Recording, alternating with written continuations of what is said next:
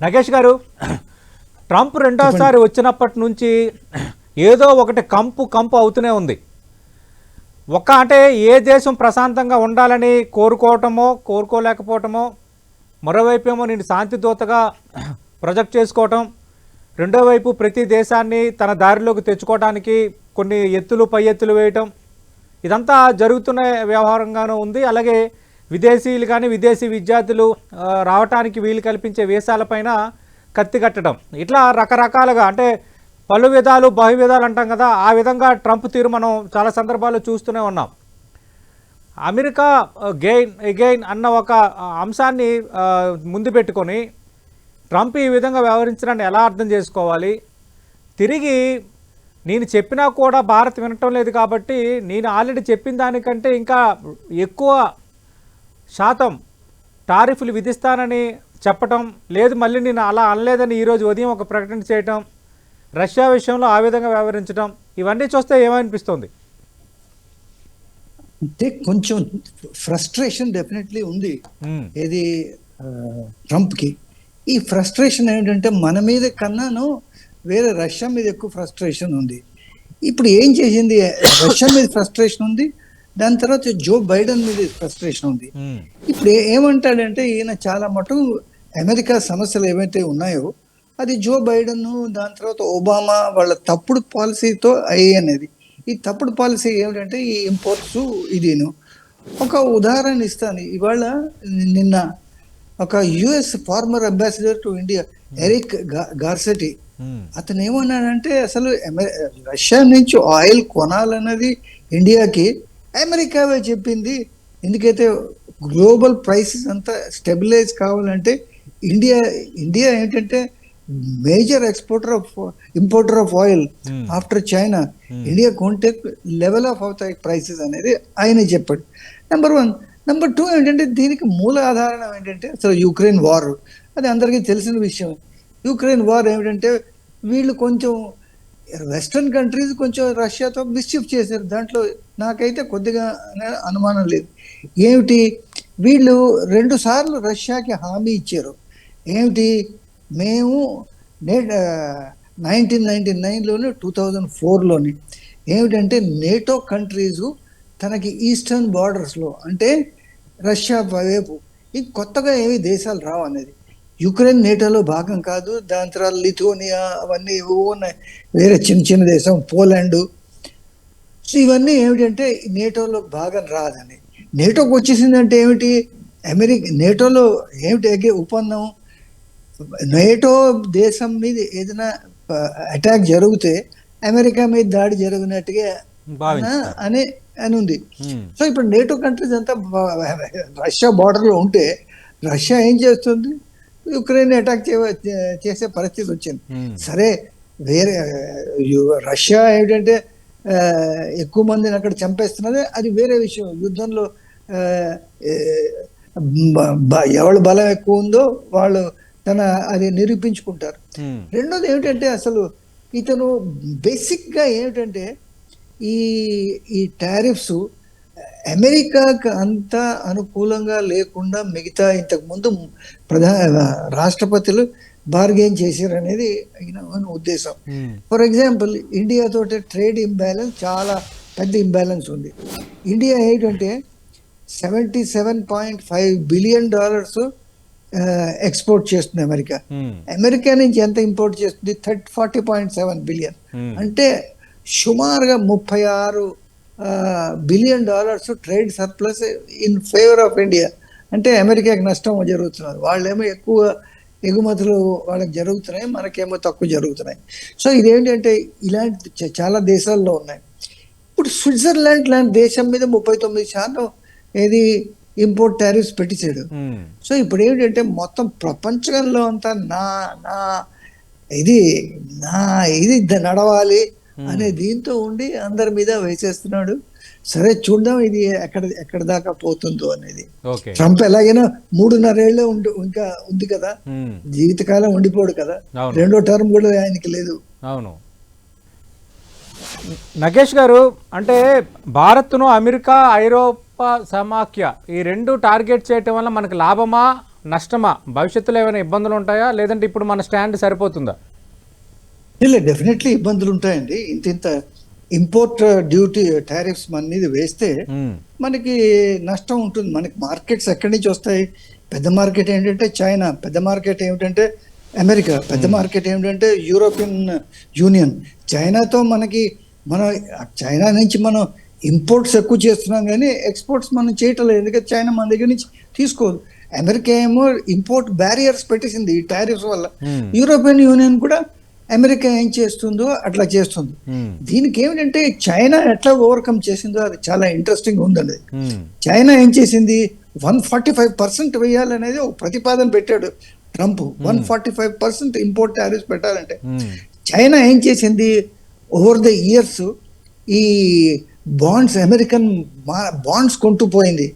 ఈ బాండ్స్ కొంటూ పోతుంటే వీళ్ళు 145% పెడతానంటే మార్కెట్లో ఈ బాండ్స్ ఏమిటంటే అమ్మేసింది. ఎంత $1 trillion బాండ్స్ అమ్మింది అనమాట. సో ఇట్లాగే ఇదే ఒకవేళ ఈ ధోరణిలో పోతే American market, American economy collapse అయింది.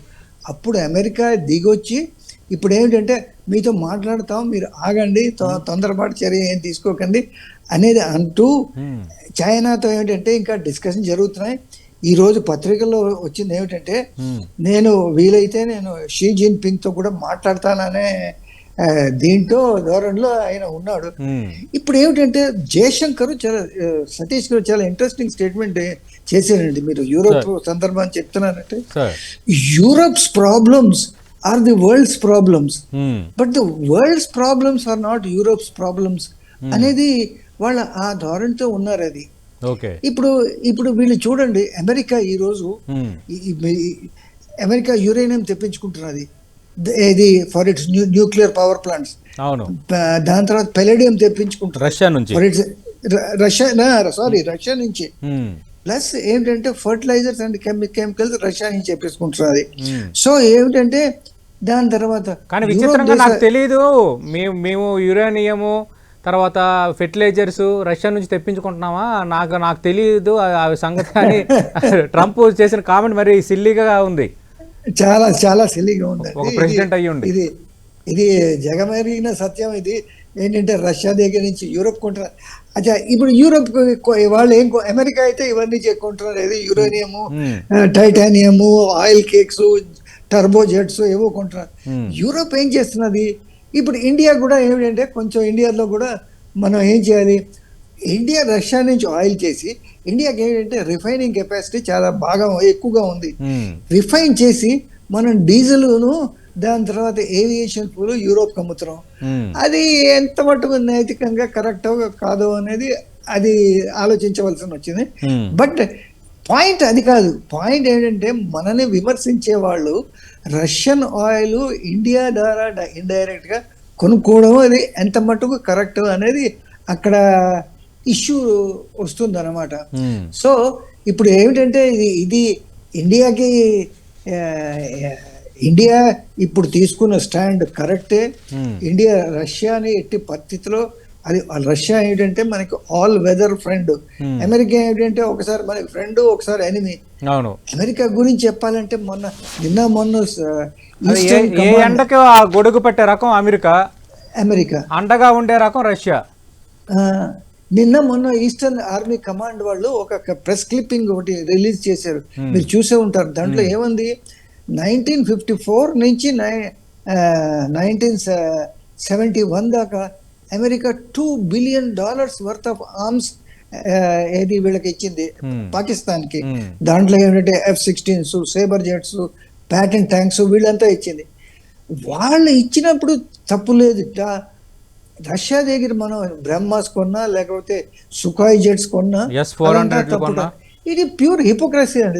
ఇది డబుల్ స్టాండర్డ్స్. ఇది వాళ్ళు చేస్తే తప్పు లేదు, మనం చేస్తే తప్పుట. ఓకే నగేష్ గారు, డిబేట్ ముగించే ముందు ఒకవేళ 50% వరకు ఆ స్థాయిలో ట్రంప్ కనుక సుంకాలు టారిఫ్స్ విధిస్తే ఇంపాక్ట్ ఎలా ఉండొచ్చు మన ఆర్థిక వ్యవస్థ పైన? ఎందుకంటే ఇప్పుడు బిజినెస్ అనేది ఇంపోర్ట్స్ ఎక్స్పోర్ట్స్ సంబంధించింది. మనం కొన్ని ఇంపోర్ట్ చేసుకుంటున్నాము, కొన్ని ఎక్స్పోర్ట్ చేస్తున్నాము. ఒకవేళ అప్పుడు మనం ఎక్స్పోర్ట్ చేసే వాటికి సంబంధించి అమెరికాలో ఇంపాక్ట్ ఎలా ఉండొచ్చు? ఫైనాన్షియల్గా ఇది మనకి ప్లస్ అవుతుందా మైనస్ అవుతుందా, మనం ఏం చేయాలి? దీంట్లో డౌట్ ఏం లేదండి, మనకి మైనస్ అవుతుంది. ఇప్పుడు మనం ఏదైతే ఎక్స్పోర్ట్స్ చేస్తున్నామో దాని మీద ఇంత వేసేస్తే మనకి నష్టమే జరుగుతుంది. ఇప్పుడు ఇవాళ ఇంకో బాంబు పేల్చాడు, ఫార్మాస్యూటికల్ ఇండస్ట్రీ మీద 250% వేస్తానన్నాడు. ఫస్ట్ ఏమిటంటే 150% వేసి దాన్ని 250% చేస్తాడు. మనం ఫార్మా ఇండస్ట్రీ ప్రత్యేకంగా మన దేశం నుంచే కదా యుఎస్కి ఎక్కువగా మెడిసిన్ ఎక్కువగా వెళ్తుంది. అదే అందుకు మనకే నష్టం కదా. మనకి నష్టం కరెక్టే, కానీ ఇప్పుడు మనం పంపించకపోతే అక్కడ వాళ్ళకి కూడా నష్టమే కదా. వాళ్ళకి మెడిసిన్ ఎక్కడి నుంచి వస్తాయి? లేదు, అది అక్కడ కూడా రేట్లు పెరిగే ఛాన్స్ ఉంటుంది కదా. రేట్లు పెరిగే ఛాన్స్ ఉంది. ఇప్పుడు ట్రంప్ ఏమన్నాడంటే నిన్న, మా యూరోప్ లో ఇది బ్రిటన్ లో జర్మనీ ప్రత్యేకంగా 2 పేర్లు తీసుకున్నాడు. అక్కడ అమెరికాలో మందుల ధరలు ఎంత ఉన్నాయో దానికి 1/3, 1/4, 1/10 ఉన్నాయి. సో మాకేంటంటే టారిఫ్స్ వల్ల ఏమి నష్టం జరగదు అనేది అతను దీంట్లో ఉన్నాడు. అంటే అసలు అది కాకుండా అసలు మనకి అన్వయబుల్ అయిపోతుంది అమెరికాకి అమ్మడానికి. ఇప్పుడు $10 మందు ఇప్పుడు $20 అక్కడ అమ్మితే, అక్కడ ఎవరైతే బిజినెస్ మెన్ ఉన్నారో ఇండియా నుంచి ఎందుకు తీసుకుంటారు? వాళ్ళు చైనా నుంచో ఇంకెక్కడి నుంచో తీసుకుంటారు కదా. సో అది అమెరికాకి నష్టం కన్నా మన ఎక్స్పోర్ట్స్ మీద ఇంత భారీగా 250% వేస్తే ఇంకేమైనా ఉందా? ఏం చేయొచ్చు అంటే డైలాగ్ వెళ్ళటం బెటరా, లేదంటే కొద్ది రోజులు మనం కూడా ఏం చేస్తావు చేసుకో అన్న ధోరణి ప్రదర్శించడం బెటరా?